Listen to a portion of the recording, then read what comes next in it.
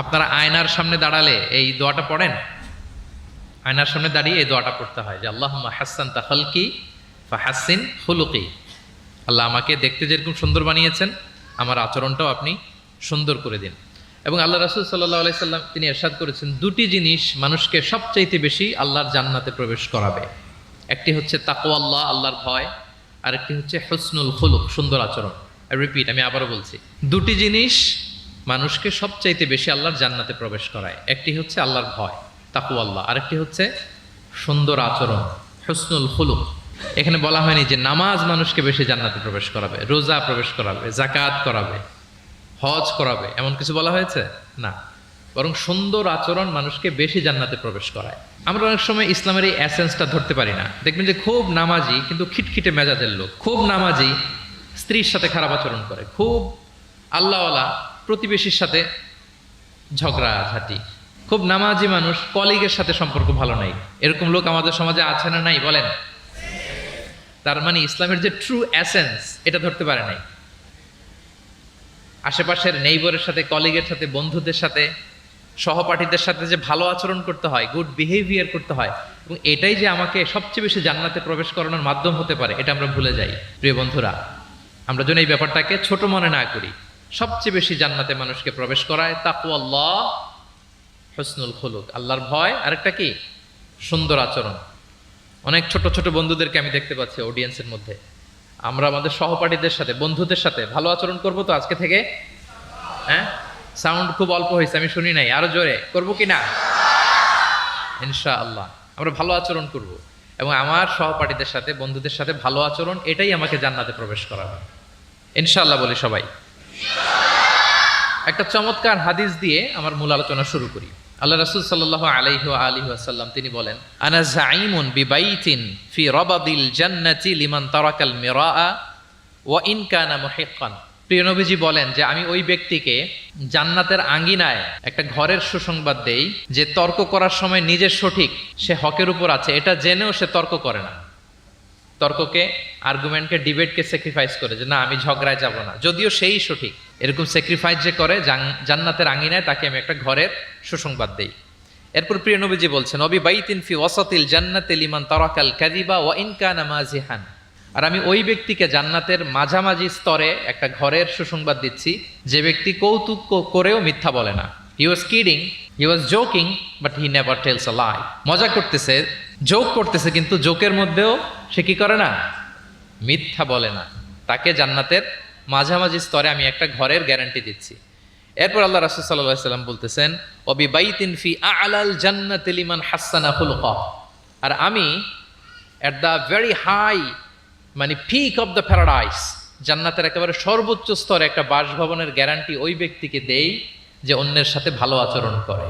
মানে হাসানা খুলুকা, যে তার চরিত্রটাকে সুন্দর করেছে, যার আচরণটাকে সুন্দর করেছে, যার আচরণটা অমায়িক আচরণ, মাধুর্যপূর্ণ আচরণ, ওই ব্যক্তিকে আমি at the highest peak of paradise, জান্নাতের সর্বোচ্চ চূড়ায় একটা বাসভবনের গ্যারান্টি দিচ্ছি। আল্লাহু আকবার। তাহলে আমার আশেপাশে যারা আছে তাদের সাথে ভালো আচরণ করা, গুড বিহেভিয়ার করা, এটা ছোটখাটো কোনো বিষয় নয়, এটা অনেক গুরুত্বপূর্ণ একটা বিষয়। কিন্তু আমরা অনেক সময় এটার গুরুত্বটা বুঝতে পারি না, এটাকে ছোট করে দেখি। তো সম্মানিত বন্ধুরা, আমরা দেখব যে আমাদের প্রিয় নবীজি অন্যের সাথে কিভাবে আচরণ করেছেন। তিনি শিশুদের সাথে কিভাবে মিশেছেন, প্রাণীর প্রতি ওনার নবীজের আচরণ কেমন ছিল, শিশুদের সাথে কেমন ছিল, নারীদের সাথে কেমন ছিল, সাহাবাদের সাথে কেমন ছিল, কর্মচারীদের সাথে আচরণ কেমন ছিল, নিজের স্ত্রীদের সাথে কেমন ছিল, প্রতিবেশীর সাথে কেমন ছিল, যুদ্ধবন্দীদের সাথে প্রিয় নবীজের আচরণ কেমন ছিল, ভিক্ষুকের সাথে আচরণ কেমন ছিল, এমনকি যুদ্ধের ময়দানে শত্রুদের সাথে প্রিয় নবীজের আচরণ কেমন ছিল। এই 10টি পয়েন্টে দ্য এক্সাম্পলারি প্রফেটিক বিহেভিয়ার এই শিরোনামে আমরা কিছু কথা আজকে শুনবার চেষ্টা করব। আমরা শুরুতে একটু দেখার চেষ্টা করি যে পশু, পাখি, প্রাণী, এই প্রাণী জগতের প্রতি প্রিয় নবীজির আচরণ কেমন ছিল। প্রিয় নবী যে প্রাণীদের প্রতি খুব দয়াদ্র ছিলেন, তার বায়োগ্রাফিতে, জীবনীতে এরকম অসংখ্য নজির পাওয়া যায়। কারণ আল্লাহ তাআলা তাকে রাহমাতাল লিল আলামিন, ওমা আরসালনাকা ইল্লা রাহমাতাল লিল আলামিন, I've sent you as a mercy for the entire universe। আল্লাহ বলছেন আমি গোটা বিশ্বের জন্য, সবার জন্য আপনাকে ব্লেসিংস এন্ড মার্সি করে প্রেরণ করেছি। হি ওয়াজ এ মার্সি ফর অল, সবার জন্য তিনি রহমত হয়ে এসেছিলেন। মানুষের জন্য যেমনি রহমত, ম্যানকাইন্ড, জিনদের জন্য তিনি রহমত, জিনকাইন্ডের জন্য, ইভেন অ্যানিমালস, প্রাণীকুলের জন্য তিনি রহমত হয়ে এই পৃথিবীতে এসেছেন। মানুষের প্রতি তিনি যেমনি দয়া দেখিয়েছেন, প্রাণীদের প্রতিও দয়া দেখিয়েছেন। ছোট্ট একটা হাদিস দিয়ে শুরু করি। আমরা রাসূল সাল্লাল্লাহু আলাইহি ওয়াসাল্লামের এই এক্সাম্পলারি প্রফেটিক বিহেভিয়ার, এটা through the lens of Sira and through the lens of সুন্নাহ, সুন্নার পরতে পরতে, রাসূল সাল্লাল্লাহু আলাইহি ওয়াসাল্লামের সিরাতের পরতে পরতে আমরা দেখবার চেষ্টা করব যে তিনি কেমন আচরণ করতেন সবার সাথে। একবার তিনি একটা খেজুর বাগানে প্রবেশ করলেন মদিনাতে। তো প্রবেশ করার পর তিনি দেখতে পেলেন যে দূর থেকে একটা উট কান্না করে করে রাসূল সাল্লাল্লাহু আলাইহি ওয়াসাল্লামের কাছে ছুটে আসছে। একটা উট কান্না করে আসতেছে। রাসূল সাল্লাল্লাহু আলাইহি ওয়াসাল্লামের দেখে অত্যন্ত দয়া হলো, মায়া হলো যে উটটা কেন কান্না করতেছে, এত বেশি কেন কান্না করতেছে। আল্লাহ রাসূল সাল্লাল্লাহু আলাইহি ওয়াসাল্লাম তিনি মমতা ভরে ওনার হাত দিয়ে উটের মাথায় আদর করতে আরম্ভ করলেন। প্রিয় নবীজির এই মমতা মাখা হাত বোলানো পেয়ে উটের কান্না বন্ধ হলো এবং রাসূল সাল্লাল্লাহু আলাইহি ওয়াসাল্লামের কানে কি যেন বলল উট, এটা অন্যরা বুঝতে পারছে না। তো এরপর রাসূল সাল্লাল্লাহু আলাইহি ওয়াসাল্লাম খুঁজতে আরম্ভ করলেন যে উটের মালিককে। একজন আনসারী যুবক সাহাবী আসলো। তখন রাসূল সাল্লাল্লাহু আলাইহি ওয়াসাল্লাম বলল যে তোমার এই উট আমার কাছে তোমার ব্যাপারে নালিশ করেছে যে তুমি একে ক্ষুধার্ত রাখো কিন্তু একে দিয়ে অনেক কাজ করাও। তুমি কি এই বোবা, এই নিরীহ প্রাণীটার ব্যাপারে আল্লাহকে ভয় করো না? কিয়ামতের দিন এটাই তোমার জাহান্নামের কারণ হয়ে যেতে পারে। খবরদার, এই নিরীহ প্রাণীটার ব্যাপারে তুমি আল্লাহকে ভয় করো।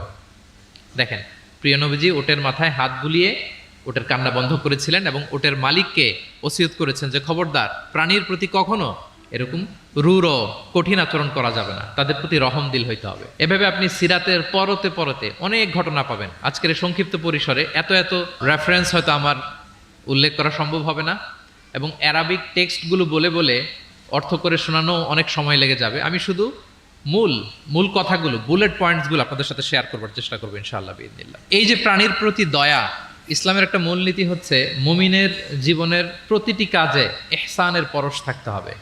আল্লাহ তাআলা আমাদের সব কাজে ইহসানকে আবশ্যক করেছেন।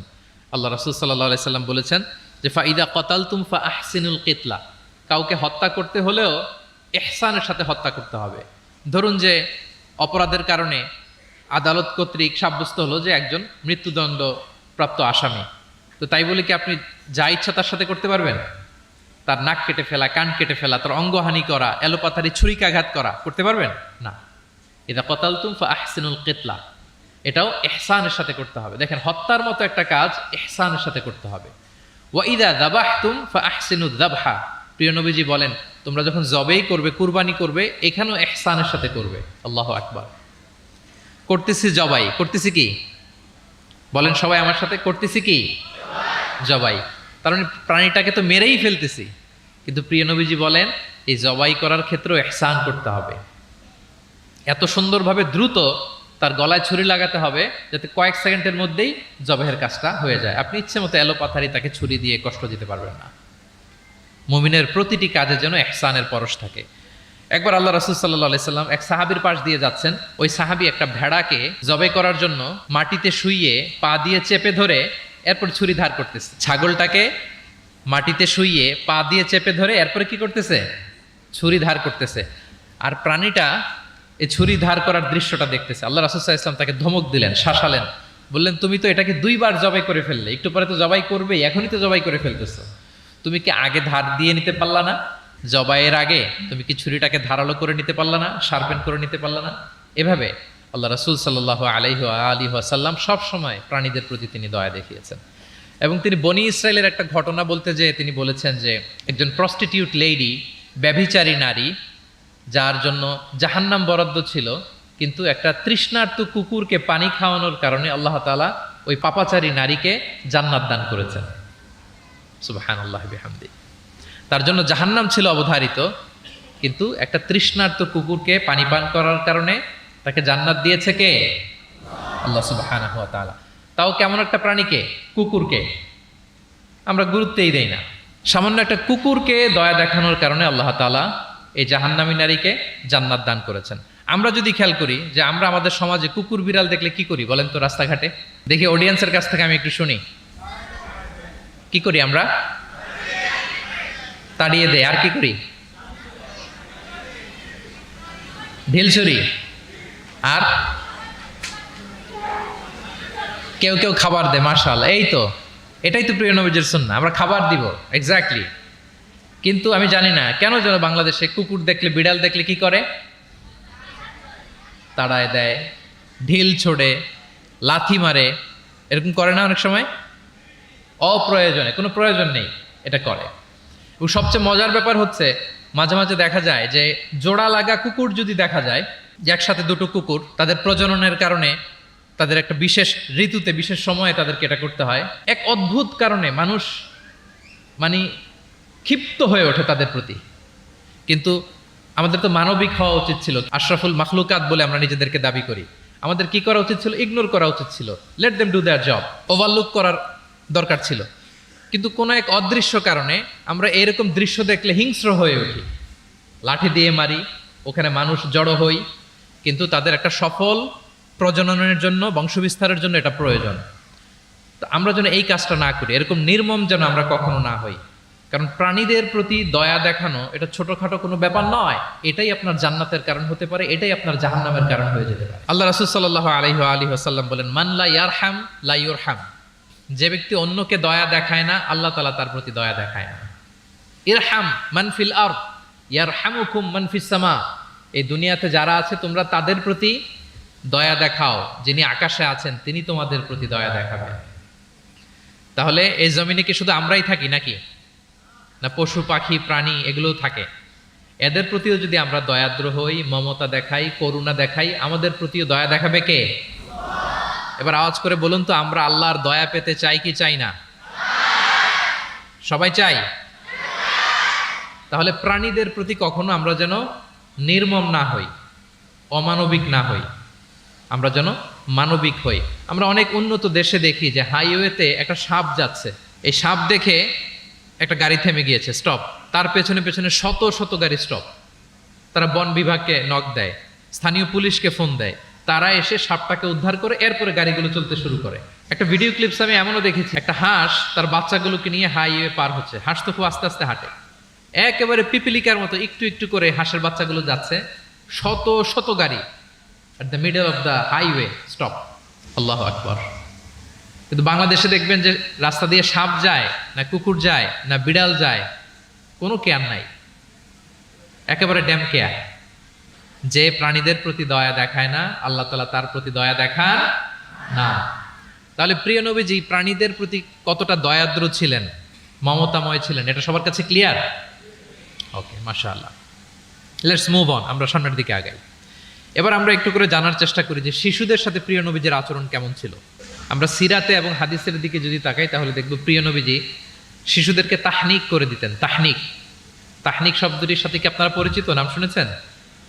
তাহনিক হচ্ছে কোনো স্কলারের কাছে দোয়ার জন্য নবজাতক শিশুকে নিয়ে যাওয়া, সে স্কলার খেজুর খেয়ে তার মুখের লালা মিশ্রিত খেজুরের রস দোয়া হিসেবে নবজাতক শিশুর মুখে দিয়ে দিবে, এটাকে বলে তাহনিক। এটাকে কি বলে? আমি করেছি অনেক জায়গায়, অনেক মা বাবা তাদের সন্তানদেরকে নিয়ে এসেছে খেজুর নিয়ে, তা আমরা বিশ্বনবীর সুন্নাহ হিসেবে এটা করে দিয়েছি। আল্লাহ রাসূল সাল্লাল্লাহু আলাইহি সাল্লামের কাছে তাহনিক করতে সাহাবারা আসতো, তিনি শিশুদেরকে পরম মমতায় তাহনিক করে দিতেন। মদিনাতে যখন সাহাবারা আসলো, তাদের কারো ঘরে কোনো সন্তান জন্মাচ্ছিল না। আল্লাহ রাসূল সাল্লাল্লাহু আলাইহি সাল্লামের শ্যালিকা আবু বকর রাদিয়াল্লাহু তাআলা আনহুর কন্যা আয়েশা রাদিয়াল্লাহু তাআলা আনহার বড় বোন আসমা বিনতে আবি বকর, তিনি প্রেগনেন্ট অবস্থায় মক্কা থেকে মদিনায় হিজরত করলেন এবং কোবাতে আসার পরপরই উনি বাচ্চা ডেলিভারি করলেন, পুত্র সন্তান। ওনার ঘর আলোকিত করে জন্ম নিল আব্দুল্লাহ ইবনে জুবাইর। মদিনায় আনন্দের হিল্লোল বয়ে গেল, কারণ ইহুদিরা বলছিল এই যে মুসলমানদের ঘরে কোনো সন্তান হয় না, সন্তান হয় না। কিন্তু যখনই আসমা বেবি ডেলিভারি করলেন, মুসলমানদের মধ্যে আনন্দের বন্যা। তো ওনার সন্তান আব্দুল্লাহ ইবনে জুবাইরকে সাথে নিয়ে কোলে করে নিয়ে তিনি প্রিয় নবীজের কাছে আসলেন, এসে বললেন, ইয়া রাসূলুল্লাহ, আপনি আমার সন্তানের জন্য দোয়া করে দিন। আল্লাহ রাসূল সাল্লাল্লাহু আলাইহি ওয়াসাল্লাম একটা খেজুর নিয়ে, খেজুর চিবিয়ে ওনার লালা মোবারক মিশ্রিত বরকতময় লালা নিয়ে, খেজুরের রস নিয়ে আব্দুল্লাহ ইবনে জুবাইরের মুখের মধ্যে দিয়ে দিয়েছেন।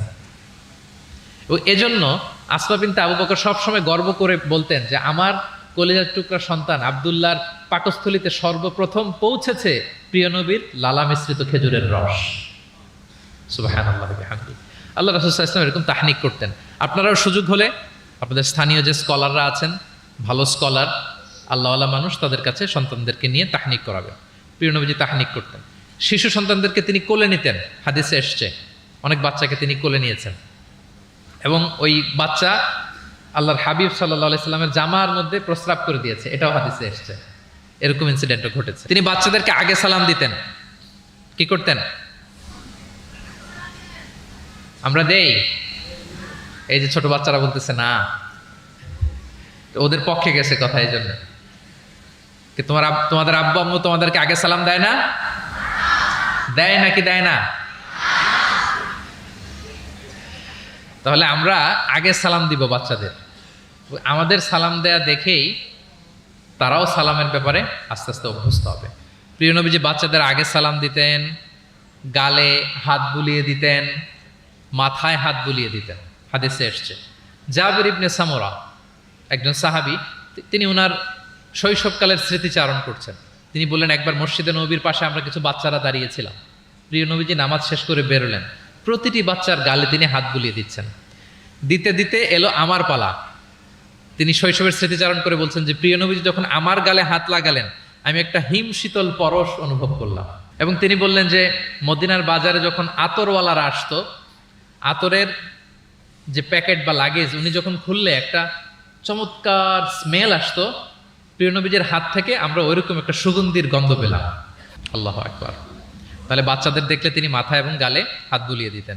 তিনি বাচ্চাদেরকে দেখলে চুমু খেতেন, বাচ্চাদের সাথে খুব মজা করতেন, খেলাধুলা করতেন। হাদিসে এসছে ওনার চাচাতো ভাই যারা আছে ছোট ছোট, তাদেরকে তিনি লাইন ধরে দাঁড় করাতেন আর বলতেন, মান সাবাকা ইলাইয়া ফালাহু কাদা ওয়া কাদা। দেখি কে এসে আমাকে আগে ধরতে পারে, যে ফার্স্ট হবে তাকে এটা দিব, যে আগে ধরতে পারবে তাকে এটা দিব। আল্লাহু আকবার।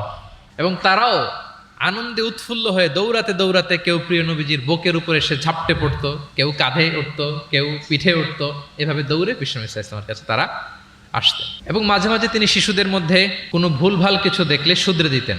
ওমর ইবনে আবি সালামা রাদিয়াল্লাহু তাআলা আনহু তিনি বলছেন, আমি যখন ছোট ছিলাম একবার প্রিয় নবীজির কোলে বসা ছিলাম, আমাদের সামনে খাবার দেয়া হলো, তো আমি খাবারের এখান থেকে নেই ওখান থেকে নেই, এদিক সেদিক থেকে খাবার নিচ্ছি। আল্লাহ রাসূল সাল্লাল্লাহু আলাইহি ওয়াসাল্লাম আমাকে বললেন, ইয়া গোলাম, হে বৎস, সাম্মিল্লাহ, তুমি বিসমিল্লাহ বলো। তাহলে খাওয়ার শুরুতে আমরা কি বলবো? ওয়া কুল বিয়ামিনিক, এবং ডান হাতে খাও। কোন হাতে? কোন হাতে? ডান হাতে। আচ্ছা। ওয়াকুল বিয়ামিনিক ওয়াকুল মিম্মা ইয়ালিক, আর তোমার সামনে যেটা আছে ওখান থেকে খাও। ডানে বায়ে সামনে পিছনে এদিক থেকে ছোটাছুটি করে টানাটানি করো না। তিনি বলেন যে বিশ্বনবী যখন আমাকে এই গাইডলাইন দিলেন, তারপর থেকে আজীবন আমি এই সিস্টেমেই খেয়েছি, আজীবন এই সিস্টেমেই খেয়েছি। তাহলে এটিকেটস অফ হ্যাভিং ফুড, খাবারের যে এটিকেটস রাসূল সাল্লাল্লাহু আলাইহি ওয়াসাল্লাম বাচ্চাকে শিখিয়ে দিলেন। আরেক হাদিসে এসছে সাদাকার খেজুর স্তূপ করা ছিল মদিনায়, জাকাতের খেজুর। হঠাৎ ওনার নাতি, আল্লাহ রাসূল সাল্লাল্লাহু আলাইহি ওয়াসাল্লামের নাতি হাসান রাদিয়াল্লাহু তাআলা আনহু জাকাতের খেজুর একটা নিয়ে খাওয়া শুরু করলেন। ছোট মানুষ, কোনটা জাকাতের খেজুর আর কোনটা খাওয়া যাবে এটা তো উনি বুঝতেন না। ছোট্ট মানুষ জাকাতের খেজুর খাওয়া শুরু করলেন। দূর থেকে প্রিয় নবীজি দেখে দৌড়ে গেলেন, দৌড়ে মুখ থেকে টেনে খেজুরটা বের করলেন। হাদিসে এসেছে প্রিয় নবীজি বলতে আরম্ভ করলেন, ইরমি বিহা কিখ কিখ। এটা একটা অ্যারাবিক এক্সপ্রেশন। কিখ কিখ মানে আমরা বাংলায় যেটা বলি ওয়াক, থু থু, থু মেরে ফেলে দাও। হাসান রাদিয়াল্লাহু তাআলা আনহু তিনি বললেন যে নানা ভাই, থু মেরে ফেলে দাও। আল্লাহ তাআলা, তুমি কি জানো না আন্না লা নাআকুলু সাদাকা, আমরা হাশিমি খানদান, আমরা কখনো সাদাকার কিছু খেতে পারবো না। আল্লাহু আকবার। তাহলে দ্য কনসেপ্ট অফ হালাল এন্ড হারাম ছোটবেলা থেকে তিনি শিখাই দিলেন নাতিকে। এভাবে শিশুদেরকে আদর করতেন, ভালোবাসা দিতেন, মায়া মমতায় জড়িয়ে রাখতেন এবং ভুল করলে পরম মমতায় শুধরে দিতেন। তাহলে শিশুদের সাথে প্রিয় নবীজির কেমন আচরণ আমরা বুঝতে পারছি। তিনি শিশুদের প্রতি কতটা কনসিডারেট ছিলেন, কতটা তিনি কনসিডারেট ছিলেন আমরা একটা ছোট্ট হাদিস থেকে শুনি। একবার তিনি কোন এক নামাজে দীর্ঘ লম্বা সিজদা করে দিলেন, দীর্ঘ লম্বা, এত লম্বা সিজদা কখনো তিনি করেন না। নামাজ শেষে সাহাবারা জিজ্ঞেস করলেন, ইয়া রাসূলুল্লাহ, আপনি কি সিজদার মধ্যে অসুস্থ হয়ে গেলেন নাকি, অথবা কোরআনের আয়াত নাজিল হলো নাকি? এত দীর্ঘ সিজদা তো ফরজ নামাজে কখনো করতে দেখি না। রাসূল সাল্লাল্লাহু আলাইহি ওয়াসাল্লাম বললেন, কুল্লু যালিকা লাম ইয়াকুন, না একটাও না, ওহিও নাজিল হয়নি, অসুস্থও হয়নি। এবং আমি যখন সিজদায় ছিলাম, আমার নাতি খেলতে খেলতে আমার কাঁধের উপরে চড়ে বসেছে। এখন আমি যদি সিজদা থেকে মাথা উঠাই, তার খেলা তো ইন্টারাপ্ট হয়ে যাবে। এজন্য যতক্ষণ সে মাথার উপরে পিঠের উপরে বসে বসে খেলছিল, আমি সিজদায় লুটিয়ে পড়ে সিজদাটাকে লম্বা করে দিয়েছি। সূক্ষ্ম বিবেচনা বোধ ছিল প্রিয় নবীজির, এবং শিশুদের প্রতি তিনি কতটা কনসিডারেট ছিলেন, এটা ছিল প্রিয় নবীজির শিশুদের সাথে আচরণ। তাহলে প্রাণীদের সাথে তিনি কেমন ছিলেন আমরা জানলাম, শিশুদের সাথে কেমন ছিলেন আমরা জানলাম। এবার আমরা দেখি যে নারীদের সাথে প্রিয় নবীজির আচরণ কেমন ছিল। তিনি নারীদেরকে অত্যন্ত সম্মান করতেন। কি করতেন?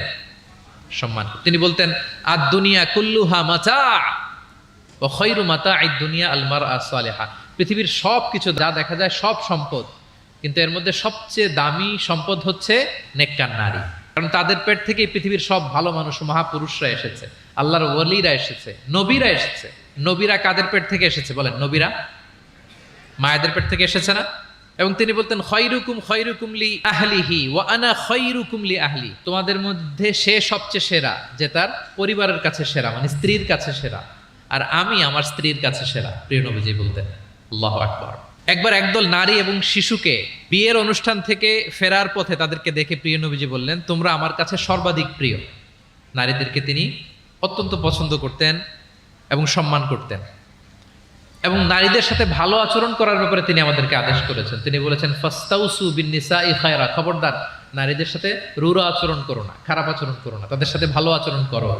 পুরুষদেরকে যেমনি ওটের উপর চড়িয়ে ওট টেনে হিচড়ে নিয়ে যাওয়া হয়, নারীদেরকে যেন এমনি না নেওয়া হয়। তিনি একবার বলছিলেন যে খবরদার সাওকাকা বিল কাওয়ারির রিফকান বিল কাওয়ারির, মানে নারীদেরকে যখন ওটে চড়িয়ে হাওদাজে চড়িয়ে তোমরা টানো, ওহে সাহাবারা তাড়াহুড়ো করো না, ধীরস্থির ভাবে করো। অর্থাৎ তিনি বুঝাতে চাইলেন কাওয়ারির মানে হচ্ছে কাচের তৈরি তৈজসপত্র বা বাসনপত্র। আমাদের ঘরে যে কাচের প্লেট, চামচ, গ্লাস আছে, এগুলো যদি সাবান দিয়ে আমাদের ধুইতে হয়, ক্লিন করতে হয়, আমরা কি করি? খুব সাবধানে এটাকে ধরি, রাখি, ক্লিন করি, তাই না? এটাকে খুব সফটলি ডিল করতে হয়। রাসূল সাল্লাল্লাহু আলাইহি ওয়াসাল্লাম সেটাই বললেন, নারীদেরকে কাচের সাথে তুলনা করে বললেন তাদের সাথে এরকম কোমল আচরণ করতে হবে। এবং তিনি বলেছেন দুনিয়ার প্রতিটি মায়ের পায়ের নিচে আছে তার সন্তানের বেহেশত। সুবহানাল্লাহ। এবং সন্তান জন্ম দিতে যে কোনো নারী যদি ইন্তেকাল করে, প্রিয় নবীজি বলেন ওই নারীকে আল্লাহ তাআলা কিয়ামতের দিন শহীদদের কাতারে দাঁড় করিয়ে দিবেন। আল্লাহ তাআলা যাকে একটি কন্যা দিয়েছেন তার জন্য একটি জান্নাত, দুইটি কন্যা দুইটি জান্নাত, যতগুলো কন্যা ততগুলো জাহান্নামের দরজা ব্লকেজ হয়ে যাবে। সুবহানাল্লাহ। এভাবে তিনি নারীদের সাথে আচরণ করেছেন।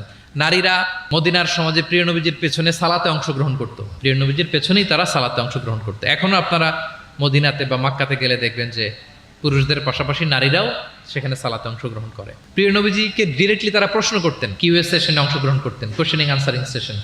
নারীদের মধ্যে থেকে দাঁড়িয়েও তারা প্রশ্ন শুরু করে দিতেন। রাসূল সাল্লাল্লাহু আলাইহি ওয়াসাল্লামের সাথে সফরে অংশগ্রহণ করতেন।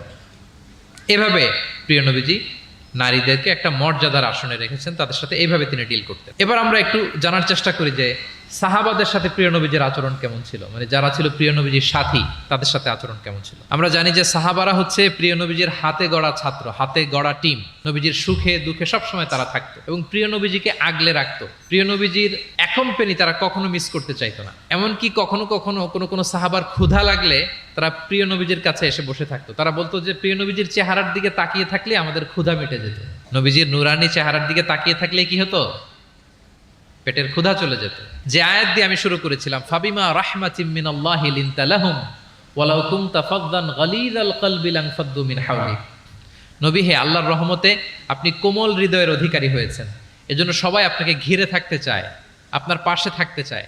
আপনি যদি কর্কশ ভাষী হতেন, কঠোর আচরণের অধিকারী হতেন, তাহলে এখন যেমনি আপনার সাহাবারা আপনাকে ঘিরে রাখে, সব সময় আপনার পাশে থাকতে চায়, তারা এমনটি আপনাকে ঘিরে রাখতো না। এবং আল্লাহ রাসূল সাল্লাল্লাহু আলাইহি ওয়াসাল্লামের চেহারায় সবসময় একটা স্মাইলিং ফেস থাকতো, অলওয়েজ স্মাইল। তিনি বলতেন তাবাসসুমুকা ফি ওয়াজহি আখিকা সাদাকা, your smile to your brother it's a charity. তুমি তোমার ভাইয়ের দিকে তাকিয়ে যে মুচকি হাসি দাও, এতেও আল্লাহ তাআলা তোমার আমলনামায় সাদাকা দেওয়ার সওয়াব দিয়ে দেন। আপনারা মুচকি হাসেন তো? কি মুচকি হাসেন? হ্যাঁ, মুচকি হাসবেন। মুচকি হাসতে পয়সা লাগে না, লাগে? মুচকি হাসবেন। মুচকি হাসলে এটা সাদাকা দেওয়ার সমান সওয়াব। অলওয়েজ একটা স্মাইলি ফেসে থাকতেন প্রিয় নবীজি। ওনার চেহারা দেখলেই মানুষের মন ভালো হয়ে যেত। আল্লাহু আকবার। সাহাবাদের সাথে ওনার আচরণ কেমন ছিল, ডিলিংস কেমন ছিল? এক নম্বরে তিনি খুব কোমল আচরণ করতেন সাহাবাদের সাথে। কেউ যখন প্রিয় নবীজির সাথে কথা বলতো, ওই লোক কথা বলার সময় চোখ না ফেরালে প্রিয় নবীজি কখনো তার থেকে চেহারা ফেরাতেন না। মুসাফা করার সময় যিনি প্রিয় নবীজির সাথে মুসাফা করেছেন, ওই লোক হাত টেনে না নিলে প্রিয় নবীজি কখনো হাত টেনে নিতেন না। সুবহানাল্লাহ, হোয়াট এ হাম্বল পার্সোনালিটি। তিনি সাহাবাদের প্রতি এতটাই কোমল ছিলেন, একটা ছোট্ট হাদিস থেকে আমরা একটু বোঝার চেষ্টা করি। তিনি সাহাবাদের নিয়ে বসা ছিলেন, এক বেদুইন এসে মসজিদে নববীতে 2 রাকাত নামাজ পড়ল। 2 রাকাত নামাজ পড়েই বিষ্ণু ইসা ইসলামের কাছেও আসে না, সালামও দেয় না, কারণ বেদুইন তো, সভ্যতার কোনো অ্যাটিকেটস, কোনো ছোঁয়া তার মধ্যে লাগেনি। সে নামাজ পড়ে আল্লাহর কাছে দোয়া করতেছে, এবং দোয়া কিরকম দেখেন, সে দোয়া বলতেছে আল্লাহুম্মা আরহামনি ওয়া মুহাম্মাদা ওয়ালা তারহাম মা'আনা আহাদা, মানে আল্লাহ তুমি আমারে রহম করো আর মুহাম্মদ সাল্লাল্লাহু আলাইহি ওয়াসাল্লামকে রহম করো, আমাদের দুজনের সাথে আর কাউরে রহম করো না তুমি। বেদুইন, তার মধ্যে এটিকেটস অফ দোয়া, দোয়ার যে একটা আদব আছে এটা তার জানা নাই। সে বলে আল্লাহ আমাকে মাফ করো, মুহাম্মদ সাল্লাল্লাহু আলাইহি ওয়াসাল্লামকে মাফ করো, আর কাউকে না। তো দূর থেকে রাসূল সাল্লাল্লাহু আলাইহি ওয়াসাল্লাম দেখে হেসে বললেন, হায় রে, একটা প্রশস্ত ব্যাপারকে সে সংকীর্ণ বানায় ফেললো। কারণ আল্লাহর দরবারে কি রহমের কোনো কমতি আছে? সবাই বলুন তো আওয়াজ করে, আল্লাহর দরবারে রহমতের কোনো কমতি ঘাটতি আছে? কোনো কমতি নাই, কোনো ঘাটতি নাই। তো সে তো দোয়াতে আমাদের সবাইকে ইনক্লুড করলেও পারতো। যাই হোক, নামাজ পড়ে দোয়া করে এবার মসজিদে নববীর মাঝখানে পেশাব করতে আরম্ভ করলো। কোথায়? মসজিদের মাঝখানে। সাহাবার তো রেগে মেগে আগুন, তাকে ধরতে যাবে, মারতে যাবে। রাসূল সাল্লাল্লাহু আলাইহি ওয়াসাল্লাম বললেন দাউ, রাখো, বোঝেন আলোকটা করতে দাও, করে ফেললো। এবার প্রিয় নবীজি বললেন হারিকু আলা বাউলিহি সাজলান মিন মা। মসজিদে, তখনকার মসজিদে নববী তো বালুর ফ্লোর ছিল, জানেন আপনারা? আমাদের এখনকার মসজিদ তো এই যে এরকম পাকা টাইলস করা, কার্পেটিং, আরো কত কি, কিন্তু তখনকার মসজিদে নববী ছিল কিসের? ফ্লোরটা বালুর। তো রাসূল সাল্লাল্লাহু আলাইহি ওয়াসাল্লাম বললেন যে বালুর মধ্যে যেহেতু পেশাব করে দিয়েছে, 1 বালতি পানি ঢেলে দাও। 1 বালতি পানি ঢেলে দেয়া হলো। আর সাহাবাদেরকে তিনি শান্ত হতে বললেন যে থামো, তার প্রতি আগ্রাসী হয়েও না, কারণ ফাইন্নামা বুইসতুম মুয়াসসিরিন, তোমরা সহজপন্থী হয়ে প্রেরিত হয়েছো, ওয়ালাম তুবআসু মুআসসিরিন, তোমরা কট্টরপন্থী হয়ে প্রেরিত হও নাই। আল্লাহু আকবার। তিনি বুঝালেন যে এই উম্মাত হবে সহজপন্থী, কট্টরপন্থী নয়। যে কোনো জিনিসকে খুব সিম্পলি ডিল করতে হবে। এবার তিনি ওই বেদুনকে ডেকে পাঠালেন, বললেন আচ্ছা তুমি যে মসজিদের ভেতরে তোমার উট ঢুকালে এবং মাঝখানে পেশাব করে দিলে, তুমি কি জানো এটা এই কমিউনিটির ইবাদতগাহ, এই মদিনার সোসাইটির এটা একটা মসজিদ। আমরা এখানে নামাজ পড়ি, আল্লাহর জিকির করি, এখানে কোরআন তেলাওয়াত করি, এই জায়গায় বসে তোমার পেশাব করা কি ঠিক হলো? প্রিয় নবীজি যখন ভালোবেসে তাকে কাছে ডেকে বুঝালেন, সে মাথা নিচু করে এবার কাচুমাচু করতে আরম্ভ করলো। সে লজ্জিত হয়ে প্রিয় নবীজির কাছে ক্ষমা চাইলেন। সুবহানাল্লাহ বিহামদিহি। তাহলে তিনি সাহাবাদের প্রতি কতটা কোমল আচরণের অধিকারী ছিলেন, এই হাদিস থেকে আমরা বুঝতে পারলাম। তিনি সাহাবাদের জন্য দোয়া করতেন, প্রাণ ভরে দোয়া করতেন। একবার তিনি ওয়াশরুম সেরে, রাসূল সাল্লাল্লাহু আলাইহি ওয়াসাল্লাম তো সব সময় অজু অবস্থায় থাকতেন, শুধু ওয়াশরুম সেরে আবার অজু করা পর্যন্ত যে টাইমটা, এতটুকু ছাড়া। ওয়াশরুম সেরে আসলেন, এসেই দেখেন একটা পাত্রের মধ্যে কে যেন অজুর পানি রেখে দিয়েছি। খুশি হয়ে গেলেন তিনি বললেন যে আমার যে এখন অজুর পানি লাগবে, এটা কে বুঝলো, কে রাখলো? বলা হলো যে এটা আব্দুল্লাহ রেখেছে, ছোট্ট আব্দুল্লাহ, ওনার কাজিন আব্দুল্লাহ ইবনে আব্বাস, ওনার চাচাতো ভাই। উনি এত খুশি হলেন ছোট্ট আব্দুল্লাহর এই কাজে, যে আমার যে এখন অজুর পানি লাগবে এটাও কি করে বুঝলো। উনি এত খুশি হলেন, খুশি হয়ে তার জন্য একটা দোয়া করলেন। তিনি বললেন যে আল্লাহুম্মা ফাক্কিহু ফিদ্দীন ওয়া আল্লিমহু তা'ওয়িল, আল্লাহুম্মা আল্লিমহুল কিতাব, মানে আল্লাহ তুমি তাকে কোরআনের জ্ঞান শিক্ষা দিও, কোরআনের খুঁটিনাটি জ্ঞান তুমি আব্দুল্লাহকে শিক্ষা দিও। এবং প্রিয় নবীজির দোয়ার বরকতে আব্দুল্লাহ ইবনে আব্বাস রাদিয়াল্লাহু তাআলা আনহু তিনি রাইসুল মুফাসসিরিন, গোটা বিশ্বের সব মুফাসসিরদের সম্রাট হয়ে গিয়েছেন। পৃথিবীতে যত মুফাসসির আসবে তার মধ্যে হেড অফ মুফাসসির, চিফ সম্রাট হচ্ছেন আব্দুল্লাহ ইবনে আব্বাস রাদিয়াল্লাহু তাআলা। ওই প্রিয় নবীজির দোয়া। আমি গত সপ্তাহে ওনার মসজিদ ভিজিট করে এসেছি, তায়েফে। উনি শেষ জীবনে তায়েফে থাকতেন, ওখানে ইন্তেকাল করেছেন, ওখানে ওনাকে কবরস্থ করা হয়েছে। বিশাল মসজিদ আছে, মসজিদ আব্দুল্লাহ ইবনে আব্বাস রাদিয়াল্লাহু তাআলা। এভাবে তিনি দোয়া করতেন। আনাস রাদিয়াল্লাহু তাআলা আনহুর মা মদিনায় যখন প্রিয় নবীজি আসলেন, সবাই প্রিয় নবীজিকে বিভিন্ন গিফট দেয়, কেউ এটা দেয় ওইটা দেয়, বিভিন্ন ধরনের হাদিয়া দেয়। তো উম্মে সুলাইম গরিব মানুষ, উনি এসে বলেন ইয়া রাসূলুল্লাহ, সবাই আপনার সাথে দেখা করে কিছু না কিছু হাদিয়া দেয়, আমার তো হাদিয়া দেওয়ার কোনো সামর্থ্য নাই, আমি কি দিব আপনাকে? আমার এই ছোট্ট ছেলেটাকেই আপনারা আমি হাদিয়া দিয়ে দিলাম। ছেলেটার নাম হচ্ছে আনাস। কি নাম? আনাস রাদিয়াল্লাহু তাআলা। প্রিয় নবীজির খাদেম, কর্মচারী ছিলেন। তো বললেন ইয়া রাসূলুল্লাহ আপনি রেখে দেন, আমার কলিজার টুকরা আনাসই হচ্ছে আমার পক্ষ থেকে আপনার জন্য গিফট, আপনি তার জন্য একটু দোয়া করেন। তো তিনি দোয়া করতে আরম্ভ করলেন, আল্লাহুম্মা আকসির মালা ওয়া ওয়ালাদা, আল্লাহ আপনি আনাসের সম্পদ বাড়ায় দেন, আল্লাহ আপনি আনাসের সন্তান বাড়ায় দেন। এই যে দোয়া করেছেন, ওয়া বারিক লাহু ফিমা আতাইতা, যা দিবেন এতে বরকত দিয়ে দেন, এই যে দোয়া করেছেন, দোয়ার ফলে কি হয়েছে দেখেন। আনাস রাদিয়াল্লাহু তাআলা আনহু বলেন, প্রিয় নবীজির এই দোয়ার বরকতে মদিনার সবার খেজুর বাগানে বছরে খেজুর হতো একবার, কিন্তু আমি আনাসের খেজুর বাগানে বছরে খেজুর হতো 2 বার। আর ওনার সর্বসাকুল্যে 80 জন সন্তান ছিল। 80 জন। কয়জন? যেহেতু অনেকগুলো ফ্যামিলি ছিল ওনাদের, প্রিয় নবীজির দোয়ার বরকতে 2 বার বছরে খেজুর হতো ওনার বাগানে, আর 80 জন সন্তান তিনি পেয়েছিলেন। তাহলে সাহাবাদের প্রতি কোমল আচরণ করতেন, তাদের জন্য দোয়া করতেন, তাদের ভালো গুণের প্রশংসা করতেন। অনেক হাদিস, অনেক হাদিস, এগুলো বলতে গেলে অনেক সময় লেগে যাবে। একটা বিখ্যাত হাদিস আপনারা জুমার খুতবার সময় প্রায় শোনেন, আরহামু উম্মতি বি উম্মতি আবু বকর, শোনেন? ওয়া আশাদ্দুহুম ফি আমরিল্লাহি উমর, এই যে মুখস্থ। ওয়া আসদাকুহুম হায়ান উসমান, ওয়া আকরাউহুম লিকিতাবিল্লাহি উবাই। তার মানে এই উম্মতের মধ্যে সবচেয়ে সফট হার্টেড হচ্ছেন আবু বকর, সবচেয়ে সফট হার্টেড। আল্লাহর জমিনে আল্লাহর দ্বীন বাস্তবায়নে সবচেয়ে কঠোর হচ্ছেন ওমরে ফারুক। সবচেয়ে কঠোর কে? ওমরে ফারুক। সবচেয়ে লজ্জাশীল সাহাবী হচ্ছেন উসমান। এভাবে তিনি অ্যাপ্রিশিয়েট করতেন। আমরা অনেক সময় মানুষের অ্যাপ্রিশিয়েট করতে চাই না। প্রিয় নবীজি কারোর মধ্যে ভালো কিছু দেখলে কি করতেন? সবাই বলুন, অ্যাপ্রিশিয়েট করতেন। আপনার ছেলের মধ্যেও, আপনার মেয়ের মধ্যেও কোনো ভালো গুণ দেখলে আপনি অ্যাপ্রিশিয়েট করবেন, দোয়া করবেন, উজ্জীবিত হবে সে, ইন্সপায়ার্ড হবে। আমরা অনেক সময় আমাদের ছেলে মেয়েদেরকে উৎসাহ দেই না, তার মধ্যে যে কি কারিশমা আমরা জানিই না, মনে করি যে A+ পাইলেই বুঝি সফল।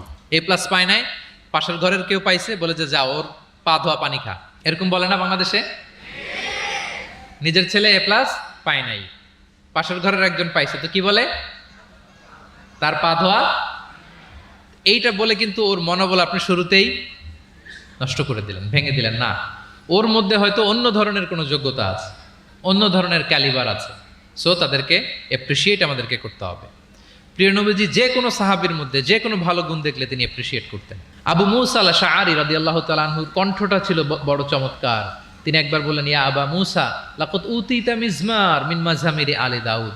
দাউদ নবীর গলায় আল্লাহ যে সুরের ঝংকার দিয়েছে, এই উম্মতের মধ্যে আল্লাহ তোমার গলায় সেই সুরের লহরী ঢেলে দিয়েছে। সুবহান। তো তিনি বলেন, ইয়া রাসূলুল্লাহ, আমি তো আপনার সামনে কখনো কোরআন তেলাওয়াত করিনি, আমার গলায় যে সুর আছে আপনি কি করে বুঝলেন? প্রিয় নবীজি বলেন, গত রাতে তোমার ঘরের পাশ দিয়ে যাচ্ছিলাম, তুমি যে তেলাওয়াত করছিলে আমি দরজার বাইরে, ঘরের দেয়ালের বাইরে দাঁড়িয়ে দাঁড়িয়ে শুনছিলাম। আবু মুসা বলে, ইয়া রাসূলুল্লাহ, আপনি শুনছিলেন, এটা যদি আমি টের পেতাম আমি ফজর পর্যন্ত শুধু তেলাওয়াত করতেই থাকতাম। সুবহানাল্লাহ পড়বেন না? তাহলে আমরা যেন অ্যাপ্রিশিয়েট করি। প্রিয় নবীজি অ্যাপ্রিশিয়েট করতেন, সাহাবাদেরকে যথাযথ তারবিয়া দিতেন, তাদের সাথে মাঝে মাঝে রসিকতা করতেন, খোশ গল্প করতেন, সাহাবীদের সাথে একসাথে মিলেমিশে কাজ করতেন। মসজিদ নির্মাণের ঘটনা আমরা জানি, কোবা মসজিদ, মসজিদে নববী। এমন না যে চেয়ারে বসে থেকে এই তোমরা মসজিদ বানাও, না। একজন ট্রু লিডারের বৈশিষ্ট্য হচ্ছে উনি সামনে এগিয়ে যাবেন, ওনাকে দেখে দেখে ফলোয়াররা ফলো করবে, ঠিক কিনা? প্রিয় নবীজি নিজে মাটি বহন করেছেন, পাথর বহন করেছেন, নিজে খন্দকের পরীক্ষা খনন করেছেন, পেটে পাথর বেঁধেছেন। এটা ছিল সাহাবাদের সাথে প্রিয় নবীর ইন্টারাকশন, ডিলিংস, মেলামেশা। এবার আমরা একটু দেখি যে প্রিয় নবীর যারা খাদেম ছিলেন, কর্মচারী ছিল, তাদের সাথে কেমন আচরণ ছিল। আমরা তো আমাদের বাসায় পান থেকে চুন খসলেই হাত তুলে ফেলি কাজের লোকদের গায়ে, এরকম দেখি না আমরা?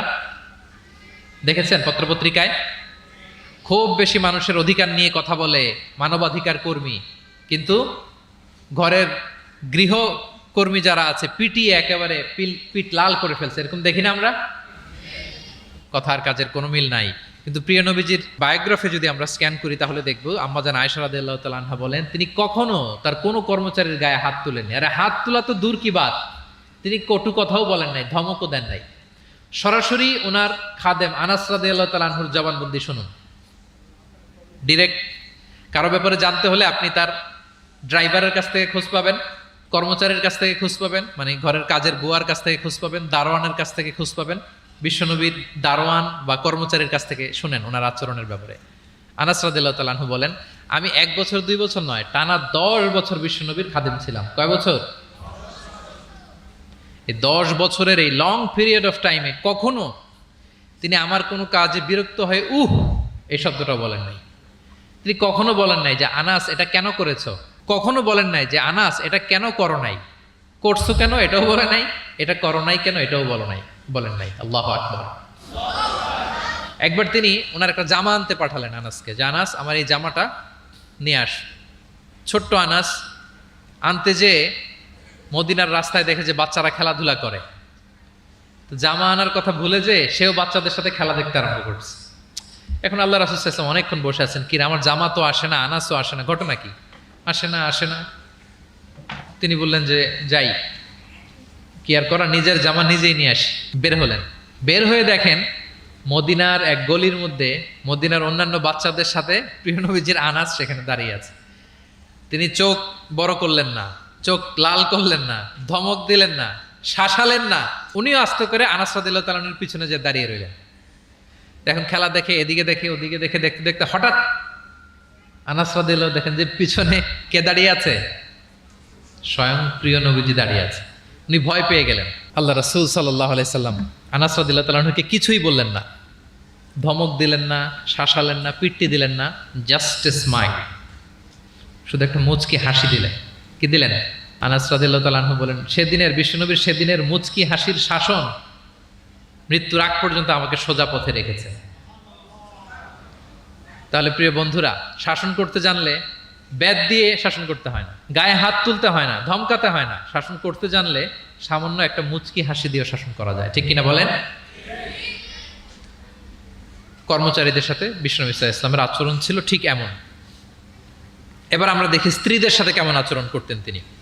স্ত্রীদেরকেও তিনি আগে সালাম দিতেন। স্ত্রীদেরকে কি করতেন? আগে সালাম দিতেন। আমাদের মধ্যে একটা ভুল বোঝাবুঝি আছে, আমরা অনেক সময় মনে করি যে না, স্ত্রীদের হয়তো আগে সালাম দিতে হবে, স্বামীরা সালাম দিবে না, এরকম একটা টেন্ডেন্সি থাকে। এটা ভুল। সবাইকে আগে সালাম দেওয়ার একটা কম্পিটিশন আমাদের মধ্যে থাকতে হবে। সালাম মানে হচ্ছে শান্তি। সালাম মানে কি? শান্তি। আপনি যদি ঘরে শান্তি ঢুকাতে চান, আগে সালাম দিবেন। আমাদের ঘরটা, আমাদের প্রত্যেকের পরিবার, ঘর, সংসার, এটা শান্তিময় হোক। বলুন তো আমরা চাই কি চাই না? তাহলে এই ঘরে আমরা সালাম ঢুকাবো। কি ঢুকাবো? আওয়াজ করে সবাই বলুন, কি ঢুকাবো? ঘরে যেই প্রথমে কি করব আমরা? ঘরে যেই আমরা সালাম দিয়ে ফেলবো, আসসালামু আলাইকুম, দেখবেন যে কোনো ঝগড়া নাই, কোনো অশান্তি নাই। অনেকে বলে যে হুজুর ঘরের ভেতরে শুধু অশান্তি, অনেক অশান্তি, অনেক ঝগড়া। এরকম হয় আপনাদের হয়? এর কারণ হচ্ছে শান্তির পয়গাম আমরা ঘরে ঢুকাই নাই। শান্তির পয়গাম আমরা ঘরে ঢুকাই নাই। ঘরে ঢুকে আমরা সালাম দিব। প্রিয় নবীজি আগে সালাম দিতেন। আম্মা জান আয়েশা বলেন যে অনেক চেষ্টা করেছি আমি দিব, লুকিয়ে থাকতাম মাঝে মাঝে, কিন্তু অনেক দূরে থেকে বিশ্বনবী বলে ফেলতেন আসসালামু আলাইকুম রাহমাতুল্লাহ। স্ত্রীদেরকে আগে সালাম দিতেন। মসজিদ থেকে, নামাজ থেকে বের হয়ে স্ত্রীদেরকে ঘর পর্যন্ত পৌঁছে দিতেন। ঘরের ছোটখাটো কাজে তিনি সহায়তা করতেন। নিজের জামা সেলাই করতেন, মাঝে মাঝে জামা থেকে, চুল থেকে উকুন বের করতেন, হাদিসে আছে। ছাগলের দুধ নিজে দহন করতেন, হাদিসে আছে। সাংসারিক কাজে সহযোগিতা করতেন এবং খুবই হৃদ্যতাপূর্ণ সম্পর্ক ছিল স্ত্রীদের সাথে।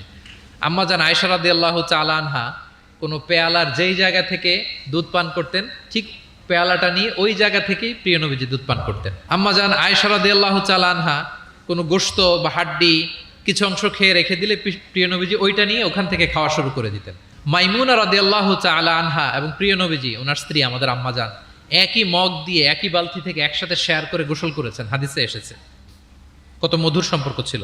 একবার আয়েশা রাদিয়াল্লাহু তাআলা আনহাকে নিয়ে তিনি একটা সফরে বেরিয়েছেন।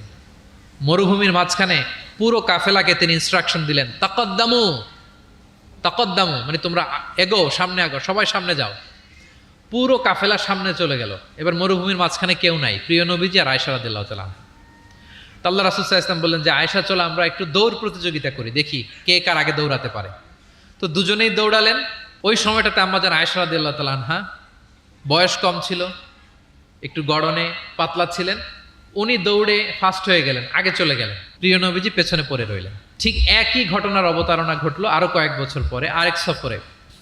আবারও প্রিয় নবীজি সবাইকে বললেন তাকাদ্দামু তাকাদ্দামু, মানে পুরো কাফেলা সামনে যাও। কাফেলা আবার সামনে চলে গেল। মাঝ রাতে প্রিয় নবীজি আবার আম্মা জান আয়েশাকে বললেন যে আয়েশা, চলো আজকেও আমরা একটু দৌড় প্রতিযোগিতা করি। কিন্তু কয়েক বছরের ব্যবধানে আম্মা জান আয়েশা রাদিয়াল্লাহু তাআলা আনহা তখন একটু হেলদি হয়ে গেছেন, আগের মতো আর জোরসে দৌড়াতে পারছেন না। ওই দিন প্রিয় নবীজি আম্মা জান আয়েশাকে পেছনে ফেলে তিনি সামনে চলে গেলেন। আম্মা জান আয়েশা রাদিয়াল্লাহু তাআলা আনহা পেছনে পড়ে রইলেন।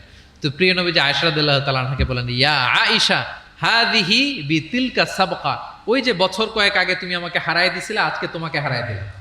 3-4 বছর আগে তুমি হয়ে গেছিলা চ্যাম্পিয়ন, আমাকে হারাই দিছো, আজকে ওটার শোধবাদ করে নিলাম, সমান সমান হয়ে গেল।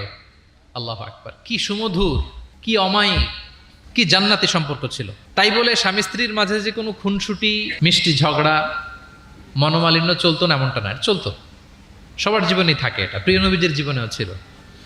তো তখন আল্লাহ রাসূল সাল্লাল্লাহু আলাইহি ওয়াসাল্লাম বলতেন, আয়েশা ইন্নী লা আ'লাম ইযা কুনতি আন্নী রাদিয়া ওয়া ইযা কুনতি আলাইয়া গাদবা। আয়েশা, আমি কিন্তু টের পাই কখন তুমি আমার প্রতি খুশি আর কখন তুমি আমার উপর রেগে আছো, আমি কিন্তু বুঝে ফেলি। তা আম্মাজান বলেন যে আপনি কি করে বোঝেন?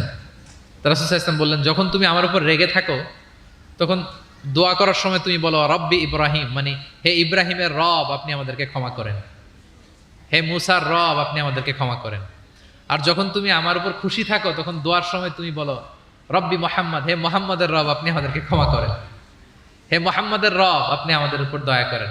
মানে তুমি যখন রেগে থাকো তুমি ইচ্ছে করে আমার নামটা মুখে নিতে চাও না, আমি কিন্তু বুঝে ফেলি। আম্মা জান আয়েশা বলেন, ইয়া রাসূলুল্লাহ মা আহজুরু ইল্লা ইসমাক, আমি তো শুধু আপনার নামটাই বাদ দেই, মুখ থেকেই বাদ দেই, কিন্তু আমার হৃদয় থেকে তো কখনোই আপনাকে সরাতে পারি না, হৃদয়ে সবসময় আপনি থাকেন ইয়া রাসূলুল্লাহ। তাহলে প্রিয় বন্ধুরা, স্ত্রীদের সাথে, ওনার তো অনেকগুলো স্ত্রী ছিল, এই স্ত্রীদের সাথে ওনার কেমন আচরণ ছিল আমরা বুঝতে পারলাম। এবার আমরা একটু দেখি যে প্রতিবেশীদের সাথে প্রিয় নবীজির আচরণ কেমন ছিল। আল্লাহ রাসূল সাল্লাল্লাহু আলাইহি ওয়াসাল্লাম সবসময় প্রতিবেশীদের সাথে অত্যন্ত ভালো আচরণ করতেন। তিনি বলতেন, মান কানা ইউমিনু বিল্লাহি ওয়াল ইয়াউমিল আখির ফালইউকরিম জারাহ, যে আল্লাহ বিশ্বাস করে এবং আখিরাতে বিশ্বাস করে সে যেন প্রতিবেশীর সাথে ভালো আচরণ করে, প্রতিবেশীকে যেন সম্মান করে। এবং আবু যার গিফারি রাদিয়াল্লাহু তাআলা আনহুকে তিনি বলতেন যে, আবু যার তুমি যদি মারাক রান্না করো, মানে ঝোল, আমরা নেহারি খাই না গরুর পায়া দিয়ে, গরুর পায়া দিয়ে যে ঝোল রান্না করে এটাকে কি বলেন আপনারা? নেহারি। তো তিনি বললেন যে আবু যার যখন নেহারি রান্না করবে, ঝোল জাতীয় কিছু রান্না করবে, পানি একটু বেশি দিও যাতে তোমার প্রতিবেশীর সাথে তুমি শেয়ার করতে পারো। প্রতিবেশীর ব্যাপারে কতটা কনসার্ন ছিলেন তিনি। এবং তিনি বলতেন, লাইসাল মুমিন আল্লাযী ইয়াশবা ওয়া জারুহু জাইউন ইলা যামবি, সে ব্যক্তি মুমিন নয় যে নিজে পেট পুরে খায় কিন্তু তার প্রতিবেশীরা অভুক্ত থাকে, না খেয়ে থাকে, সে ব্যক্তি কখনো প্রকৃত মুমিন হতে পারে না। এবং মজার ব্যাপার হচ্ছে, ভালো আচরণের জন্য, সদাচরণের জন্য প্রতিবেশী মুসলিম হওয়া আবশ্যক নয়। আই রিপিট, আমি আবারও বলছি, ব্যাপারটা এমন না যে আমার মুসলিম প্রতিবেশী ভালো আচরণ করব, আমার হয়তো বৌদ্ধ প্রতিবেশী বা হিন্দু প্রতিবেশী, এজন্য ওদের সাথে আমি ভালো আচরণ করব না। ব্যাপারটা কি এমন না। নেইবরের ক্ষেত্রে মুসলিম হোক অমুসলিম হোক, প্রতিবেশী হলেই তার সাথে আমাদের ভালো আচরণ করতে হবে। বিশ্বনবীর এক ইহুদি প্রতিবেশী ছিল, ইহুদি। তো সেই প্রতিবেশীর ছোট্ট একটা ইহুদি সন্তান ছিল, প্রায় বিশ্বনবীর কাছে এসে প্রিয় নবীজির টুকিটাকি কাজ করে দিতেন। তো হঠাৎ অনেক দিন হয়ে গেল ইহুদি ছেলেটা আসে না, তার কোনো দেখা নেই। প্রিয় নবীজি ভাবলেন হয়তো কোনো সমস্যা হয়েছে, তাকে দেখে আসে। তার বাড়িতে যেয়ে দেখলেন যে ছেলে বড্ড অসুস্থ, প্রচণ্ড অসুস্থ হয়ে কাতরাচ্ছে, বিছানায় শুয়ে আছে। রাসূল সাল্লাল্লাহু আলাইহি ওয়াসাল্লাম তার পাশে বসলেন, তার মাথায় হাত বুলিয়ে দিলেন এবং ইহুদি ছেলেটার দিকে তাকিয়ে বললেন, আসলিম, অর্থাৎ তুমি ইসলাম ধর্ম গ্রহণ করো। দেখেন প্রিয় নবীজির স্ট্র্যাটেজি, দেখেন এই ছেলের সাথে অনেক দেখা হয়েছে, প্রিয় নবীজির বাসায় এসেছে, কাজ করে দিয়েছে, কিন্তু এই ইহুদির বাচ্চাটাকে কখনো দিনের দাওয়াত তিনি দেন নাই। কেন?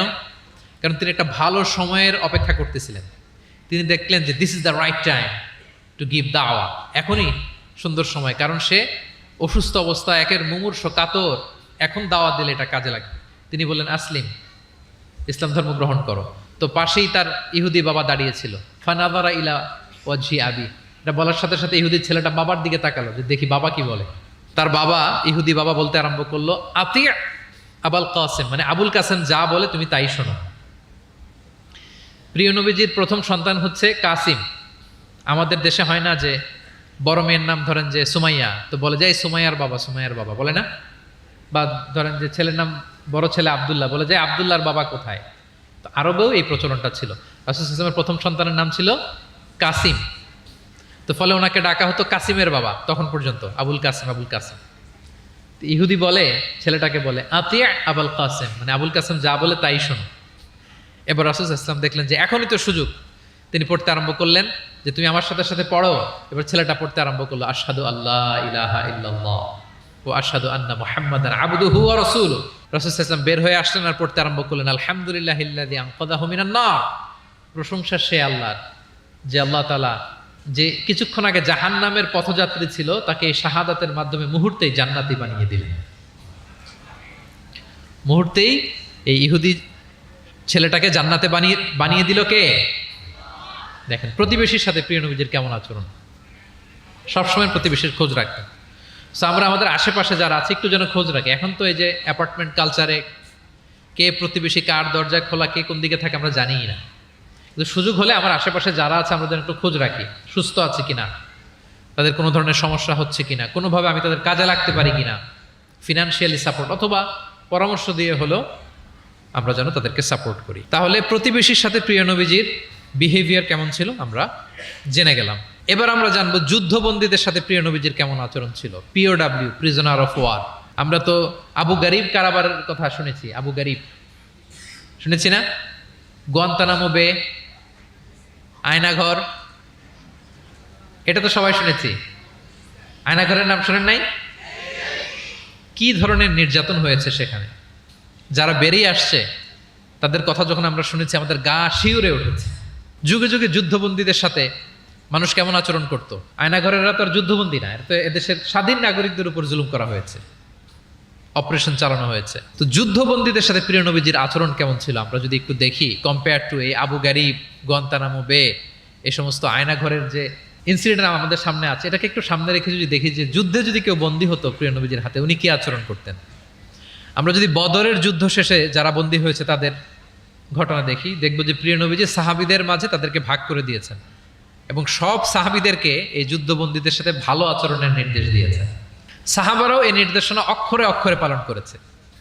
তারা তুলনামূলক কম দামি খাবারটা খেয়ে যুদ্ধবন্দীদেরকে দামি খাবারটা খাইয়েছে। সুবহানাল্লাহ। একটা ছোট্ট ঘটনা শেয়ার করলে বুঝতে পারবেন যে প্রিয় নবীজি যুদ্ধবন্দীদের সাথে কেমন আচরণ করতেন। সুমামা ইবনে উসাল রাদিয়াল্লাহু তাআলা আনহু, উনি ইয়ামামার অধিবাসী ছিলেন। আল্লাহ রাসূল সাল্লাল্লাহু আলাইহি সাল্লামকে অ্যাসাসিনেট করার জন্য, মানে গোপনে হত্যার জন্য তিনি মদিনায় এসে সাহাবীদের হাতে ধরা পড়েন। সাহাবীরা ওনাকে মসজিদে নববীর পিলারের সাথে রশি দিয়ে বেঁধে রাখে এবং প্রিয় নবীজির কাছে তথ্যটি পৌঁছান যে ইয়া রাসূলুল্লাহ আপনাকে হত্যা করতে এসেছিল, আমরা তাকে ধরেছি, মসজিদে নববীর পিলারে বেঁধেছি। রাসূল সাল্লাল্লাহু আলাইহি ওয়াসাল্লাম তার কাছে গেলেন, তার খোঁজ খবর নিলেন, ইসলামের বিভিন্ন সুন্দর সুন্দর কথা, দ্য বিউটি অফ ইসলাম তার সামনে তুলে ধরলেন এবং সাহাবাদেরকে বললেন যে তাকে ভালো ভালো খাবার দাও। বাড়িতে এসে বললেন রুটি বানাও, জব দিয়ে রুটি বানিয়ে সুমামার জন্য পাঠাও। সুমামা প্রথমে রুটি খেলো। এরপরের দিন এক সাহাবীকে বললেন যে তুমি ওটের দুধ দহন করে গরম গরম দুধ তার জন্য নিয়ে যাও। এরপরের দিন সে দুধ খেলো। এভাবে প্রিয় নবীজি প্রতিদিন তার সাথে দেখা করেন এবং ইসলামের সুন্দর সুন্দর কথাগুলো তাকে শোনান। সুমামা তো অবাক যে তোমরা যুদ্ধবন্দীদের সাথে এমন আচরণ করো। সুমামা রীতিমতো অবাক যে জামাই আদর চলতেছে টানা 3 দিন। আর রাসূল সাল্লাল্লাহু আলাইহি ওয়াসাল্লামের কাছে যখন ইসলামের বিভিন্ন বিষয়গুলো সে শুনতে শুনতে অবাক হয়ে ইসলামের প্রতি তিনি আকৃষ্ট হতে লাগলেন। টানা 3 দিন তাকে যখন প্রিয় নবীজি দাওয়াত দিলেন, আপ্যায়ন করলেন, 3 দিন পরে প্রিয় নবীজি সাহাবীদেরকে বললেন যাও এবার মসজিদে নববীর ওখানে যে সুমামার দেহ থেকে রশিটা খুলে দাও। সাহাবারা বললেন ইয়া রাসূলুল্লাহ সে ভয়ঙ্কর খুনি, সে অত্যন্ত ভয়ঙ্কর, আপনি তাকে চিনেন না। প্রিয় নবীজি বললেন আমি যা বললাম তাই করো, যাও তার রশিটা খুলে দাও। সাহাবারা যে এবার সুমামার রশিটা খুলে দিল। সুমামা তখন মসজিদ থেকে বের হয়ে মসজিদে নববীর পাশে একটা কুয়া ছিল, ওই কুয়ার ওখানে যে গোসল করলেন, গোসল করে অজু করে আসলেন। এসে মসজিদে নবীর সামনে দাঁড়িয়ে সাক্ষ্য দিলেন আশহাদু আল্লাহ ইলাহা ইল্লাল্লাহ ওয়া আশহাদু আন্না মুহাম্মাদান আবদুহু ওয়া রাসূলুহু। এবার তিনি বললেন হে আল্লাহ রাসূল, আমি সাক্ষ্য দিচ্ছি আল্লাহ ছাড়া কোনো ইলাহ নেই এবং আপনি আল্লাহর প্রেরিত রাসূল।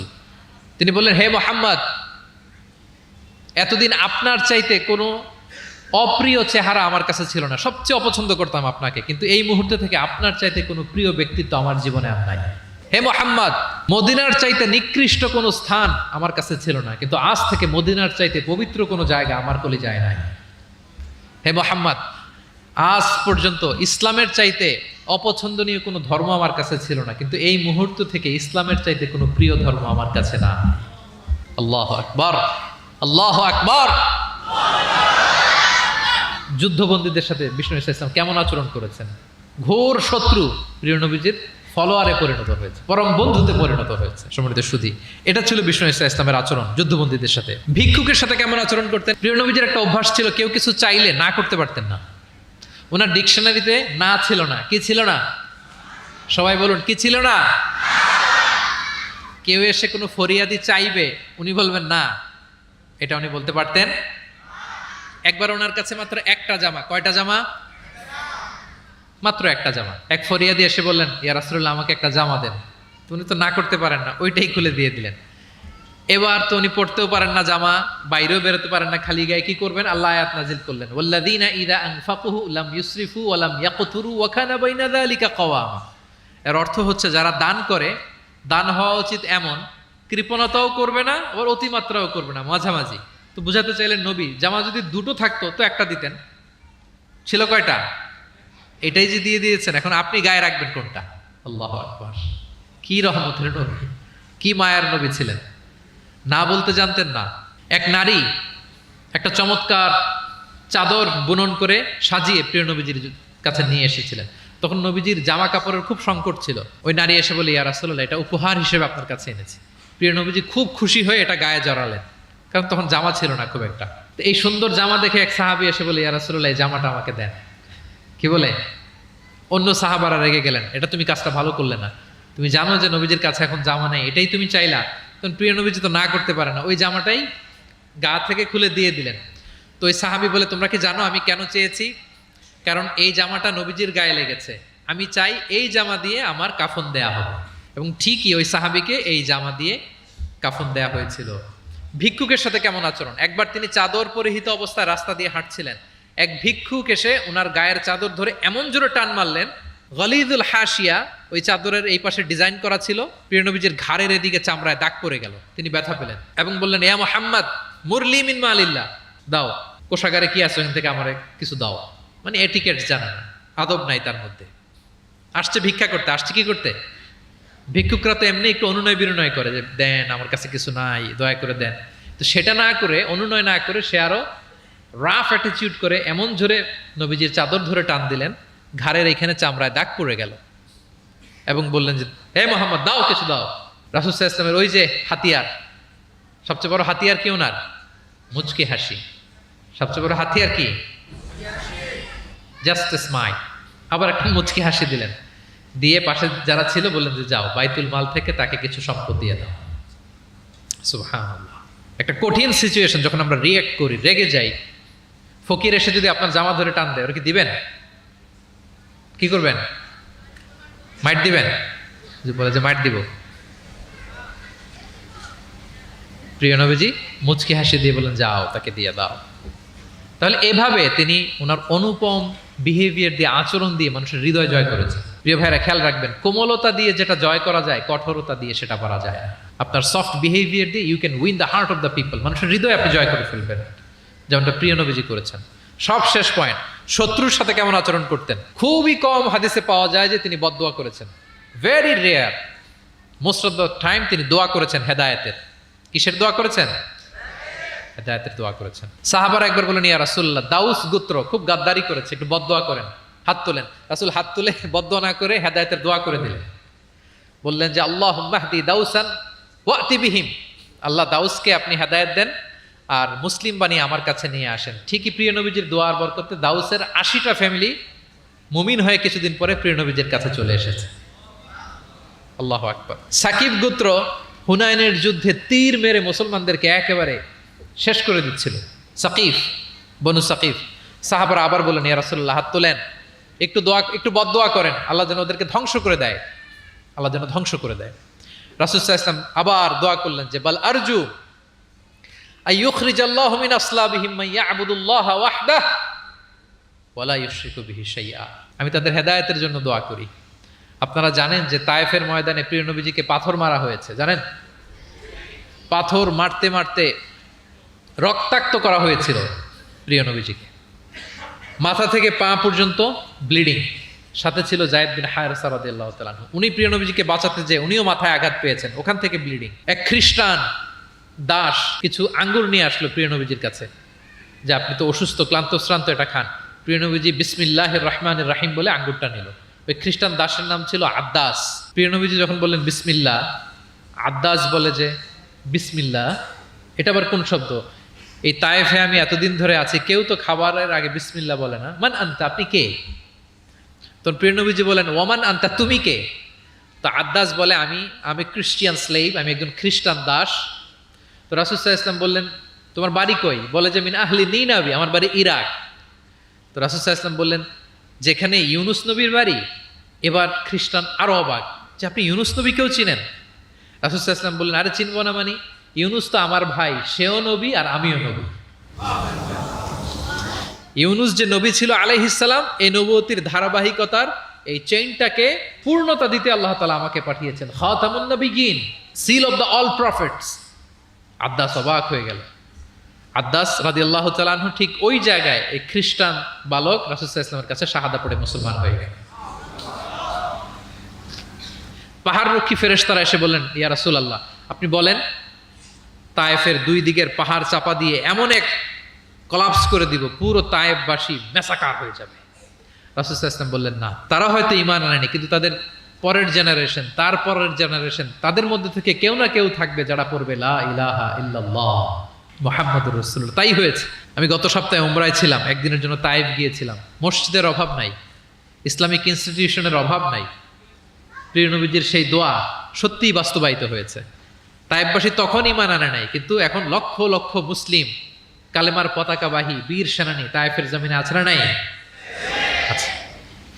শত্রুদের সাথে তিনি এমন আচরণ করেছেন। উহুদের ময়দানে রক্তাক্ত হয়েছেন, দাঁত ভেঙেছে, হেলমেট ভেঙে দন্দন মোবারক শহীদ হয়েছে বিশ্বনবীর। কিন্তু হেদায়েতের দোয়া করেছেন। তিনি বলেছেন, আল্লাহুম্মা হদি কওমি ফাইন্নাহুম লা ইয়ালামুন। আল্লাহ, আমার কওমকে আপনি মাফ করেন, ওরা চিনে নাই, বুঝে নাই। শুধু যে ক্ষমাই চাইছে আল্লাহর কাছে তা না, ওদের হয়ে এক্সকিউজ করতেছে। শুধু এতটুকু করলে হয়তো যে আল্লাহ ক্ষমা করে দেন, শুধু এতটুকুই না, আবার বলতেছে আল্লাহ ওরা বুঝে নাই। ছোট মানুষ ভুল করলে আমরা কি বলি? যে কেন ভুলটা করছে, কারণ বুঝেন। ওর হয়ে আমরা ওকালতি করি। তো প্রিয় নবীজি বলতেছেন, আল্লাহ তাদেরকে হেদায়েত দেন আমার কওমকে, কারণ ফাইন্নাহুম লা ইয়ালামুন, আমি যে নবী তারা চিনে নাই, তারা আমাকে চিনে নাই, তারা বুঝতে পারে নাই। এভাবে আল্লাহ রাসূল সাল্লাল্লাহু আলাইহি ওয়াসাল্লাম শত্রুদের সাথে যুদ্ধের ময়দানে আচরণ করেছেন। যুদ্ধের ময়দানে প্রিয় নবীজির কঠোর নির্দেশনা ছিল, খবরদার কোনো নারীর গায়ে হাত তুলবে না, কোনো শিশুর গায়ে হাত তুলবে না, কোনো বিধর্মী পাদ্রীর গায়ে হাত তুলবে না। যুদ্ধ থেকে বিরত আছে, নিউট্রাল, এমন কোনো মানুষের গায়ে হাত তুলবে না। আত্মসমর্পণ করে তোমাদের কাছে সিকিউরিটি চাচ্ছে, আত্মসমর্পণ করেছে, নিরাপত্তা চাচ্ছে, তাদের গায়ে হাত তুলবে না। ওই এলাকার গবাদি পশুর গায়ে হাত তুলবে না, কৃষিজ পণ্যকে ডিস্ট্রয় করবে না। যুদ্ধের ময়দানে এই নির্দেশনাগুলো বিষ্ণু ইসা ইসলাম দিয়েছেন, এবং এগুলোর কারণেই শত্রুরাও বিষ্ণু ইসা ইসলামের বন্ধুতে পরিণত হয়েছেন। আমরা জানি যে এলাকায় থাকতে দেয় নাই, তায়েফে গিয়েছে, থাকতে দেয় নাই, আত্মীয় স্বজন সহ mental torture, physical torture and what not কি করে নাই কুরাইশরা। সেই কুরাইশদের কাছে যখন অষ্টম হিজরিতে বিজয়ীর বেশে তিনি গেলেন, থার থার করে কাঁপতেছিল কুরাইশরা যে হায় রে, আজকে তো গত এই কয়েক যুগের প্রতিশোধ মুহাম্মদ নিবে, রক্তের বন্যা বইয়ে দিবে আজকে মক্কায়। কিন্তু সবার দিকে তাকিয়ে বিশ্বনবী কি বললেন? লা তাসরিবা আলাইকুমুল ইয়াউম ইযহাবু ফাআনতুমুত তালাকা, যাও, আজকে ক্ষমা করে দিলাম। ভাই ভাইয়ের সাথে যে আচরণ করবে, আজকে আমি তোমাদের সাথে ওই আচরণ করলাম। সুবহানাল্লাহ। This was the character and behavior of the last messenger Muhammad sallallahu alayhi wasallam. সম্মানিত সুধী, তাহলে আমরা যেটা বুঝলাম, কোমল আচরণ দিয়ে আপনি যা অর্জন করতে পারবেন, কঠোর আচরণ দিয়ে, রূঢ় আচরণ দিয়ে, খারাপ ব্যবহার দিয়ে পারবেন? সবাই বলেন তো পারবেন? ব্যক্তি তার সুন্দর আচরণ দিয়ে খুব সহজেই অন্যের মাঝে প্রভাব বিস্তার করতে পারে। আমরা দেখেছি যে প্রিয় নবী শিশুদের সাথে, নারীদের সাথে, বন্ধুর সাথে, শত্রুর সাথে অমায়িক আচরণ করেছেন। এক্সাম্পলারি বিহেভিয়ার, অমায়িক আচরণ। আমরা যেন সেই আচরণের অধিকারী হতে পারি, আমরা যেন সেই ব্যবহারের অধিকারী হতে পারি। প্রিয় নবীজি যেমনি তার কোমল আচরণ দিয়ে, মার্জিত, পরিশীলিত, অমায়িক, মাধুর্যপূর্ণ আচরণ দিয়ে মানব মণ্ডলীর হৃদয় জয় করেছেন, আমরাও যেন আমাদের আচরণকে সেভাবে পরিশীলিত করতে পারি। আল্লাহ তাআলা আমাদের সবাইকে কথাগুলো বোঝার ও আমল করার তৌফিক দান করুন।